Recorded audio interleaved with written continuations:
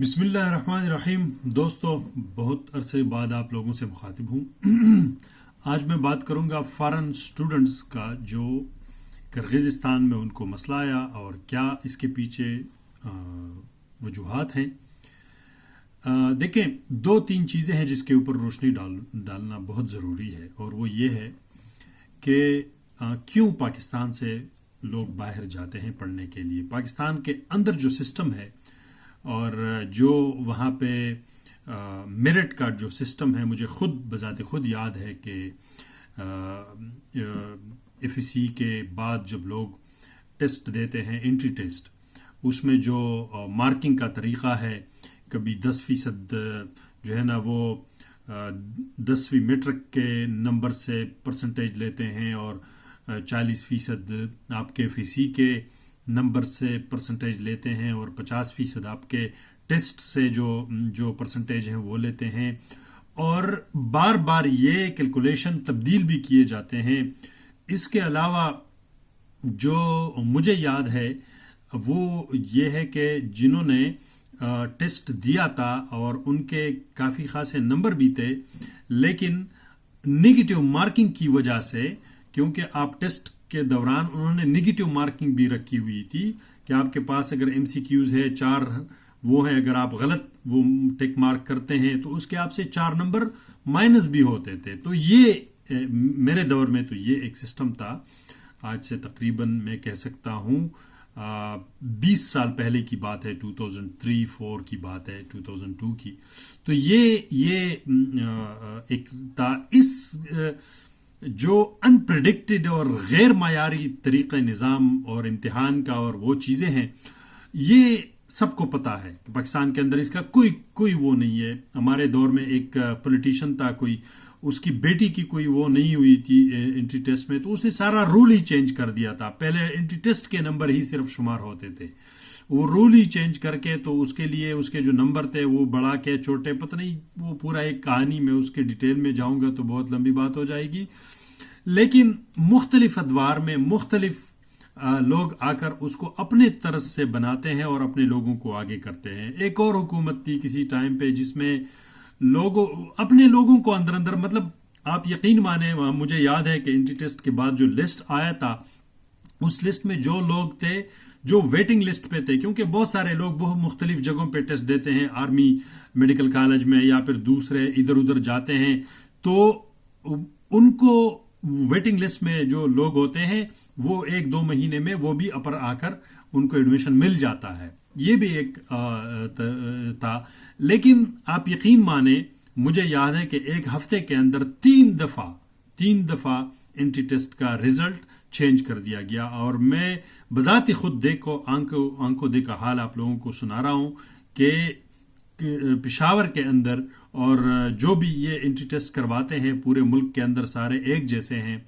مجھے یاد ہے کہ اس میں جو آپ کے جو ہم ویٹنگ لسٹ میں لوگ تھے، وہ پتہ نہیں آخر میں کہیں اور پھینکے گئے تھے، اور جو نظر میں نہیں آ رہے تھے وہ اپر جو ہے نا انٹری ٹیسٹ کے اس رزلٹ میں دوسرے جو انہوں نے رزلٹ اناؤنس کیا اس میں گئے. تیسرے میں پھر اور چینجز ہو گئے 2 مہینے بعد، جب سارے بچے ادھر ادھر سارے بکھر چکے تھے. کوئی دوسرے ملک جانے کا پروگرام بنا رہا تھا، کسی نے کسی اور چیز میں ایڈمیشن لیا، کسی کا ان کے بھی سارے چیزیں وہ کر کے تو ان ویٹنگ لسٹ میں بیچارے لوگ، آپ یقین مانیں، ایسے جو دور دراز علاقے ہیں، جو قبائل ہیں، جو اوپر ہمارے جتنے بھی شمالی علاقہ جات ہیں جہاں پہ یہ بہت زیادہ بارشیں ہوتی ہیں اور اس طرح کی، آپ یقین مانیں سارا نظام درم برم ہوتا ہے. آپ کا پوسٹ پہ جو آپ کو لیٹر آتا ہے وہ بھی نہیں پہنچتا ٹائم پہ.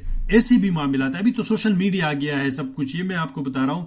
تو آپ کے پاس لیٹر آیا تھا، آپ نہیں آئے، اس نے آگے بندے کو ایڈمیشن دے دیا، آپ چلے گئے باہر میں. تو یہ ایک بے انتہا درجے کا ایک جو ہے نا غیر ایک معمولی اور بالکل ہی کوئی نہ نظام نہ اس کا کوئی پتہ آتا، جو بھی کر گئے اس طرح. تو سب سے پہلے تو اس چیز کے اوپر روشنی ڈالنی ہے کہ اسی وجہ سے لوگ پھر ملک چھوڑ کر دوسرے ممالک میں جاتے ہیں، یا پھر لوگ جو ہے نا اس سے مایوس ہو جاتے ہیں، ان کو جو وہ ایک ذہنی خلفشار میں بچے چلے جاتے ہیں. اور ویسے بھی سارا نظام پاکستان کے اندر جو ایجوکیشن کا ہے وہ بے انتہا درجے کا ایک ارریگولر سسٹم ہے. ایک تو یہ طبقاتی نظام ہے، جس کے پاس پیسہ ہے وہ اچھے اس میں پڑھے گا، جس کے پاس نہیں ہے وہ کمزور میں پڑھے گا.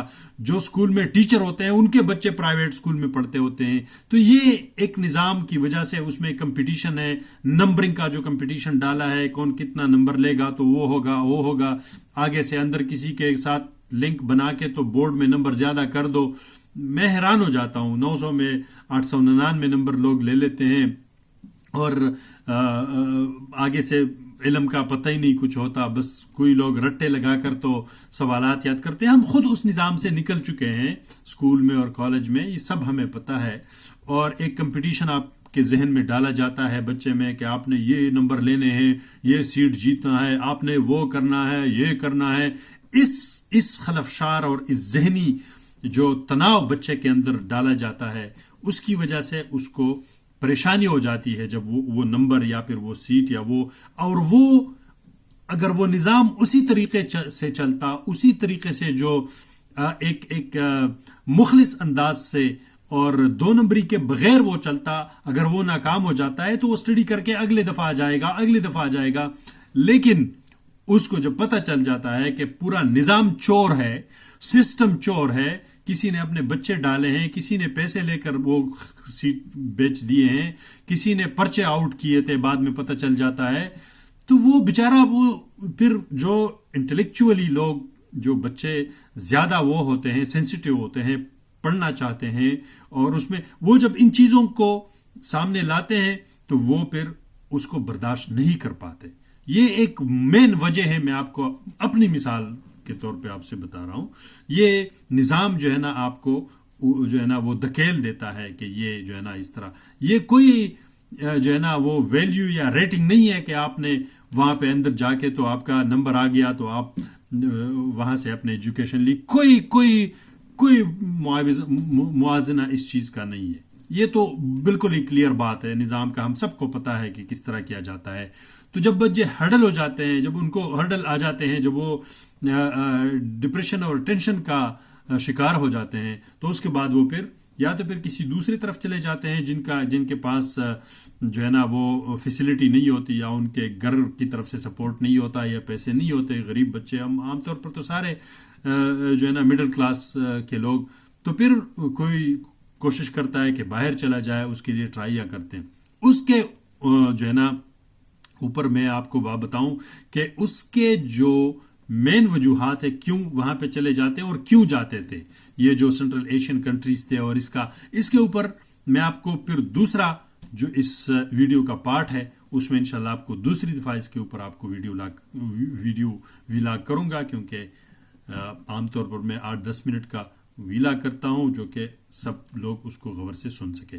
تو وہاں جا کر کیوں جاتے تھے کرغزستان اور آگے پیچھے سینٹرل ایشیا ممالک میں، اور آج اس کا کیا فائدے ہیں اور کیا نقصانات ہیں، اس کے اوپر انشاءاللہ العزیز اگلے ویلاگ میں بات کریں گے. اور پھر سمجھ آ جائے گی بات کہ پیچھے کہانی کیا ہے، اور وہاں پہ کنٹریکٹرز اور دوسرے لوگ اور پتہ نہیں کیا کیا چیزیں، اور اب وہاں بھی پاکستانی پہنچ چکے ہیں، اور کیا کیا ہو رہا ہے. اس کے اوپر انشاءاللہ العزیز اگلی ویلاگ میں آپ لوگوں سے مخاطب ہوگا. اپنے خیال رکھیے گا. السلام علیکم.